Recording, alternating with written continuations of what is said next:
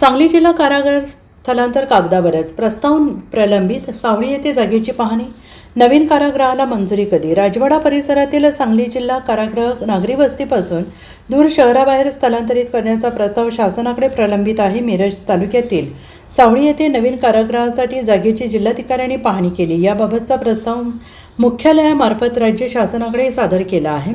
शासनाची मंजुरी मिळाल्यानंतर सावळी येथील जागा ताब्यात घेऊन नवीन कारागृह उभारण्याची कार्यवाही करण्यात येणार आहे आणि ही माहिती कारागृह अधीक्षक विजय कांबळे यांनी पालकमंत्री चंद्रकांत पाटील यांना दिलेल्या निवेदनातून प्राप्त झाली आहे. राजवाडा परिसरातील जिल्हा कारागृहभर नागरी वस्तीत आहे, त्यामुळे कारागृहाच्या सुरक्षेचा प्रश्न निर्माण झाला आहे. तसेच परिसरातील नागरिक, विद्यार्थी आणि शैक्षणिक संस्थांना कारागृहाचा त्रास होतो आहे. त्यामुळे कारागृह स्थलांतरित करण्याची मागणी भाजप नेते श्रीकांत शिंदे यांनी पालकमंत्री चंद्रकांत पाटील यांच्याकडे केली आहे. सांगली जिल्हा कारागृहाची इमारत जुनी असून यापूर्वी 3 वेळा कारागृह परिसरात महापुराचे पाणी शिरले आहे. कोरोना काळात बंदींना पटवर्धन हायस्कूलमध्ये ठेवण्याची व्यवस्था करावी लागली होती. तसेच कारागृहाच्या तटाची उंची कमी असल्याने सुरक्षेच्या दृष्टीने अडचणी निर्माण होत असल्याचं निवेदनात नमूद आहे.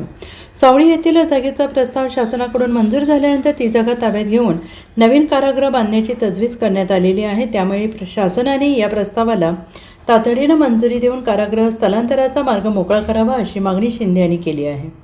Bureau report SBN Marathi, Sangli.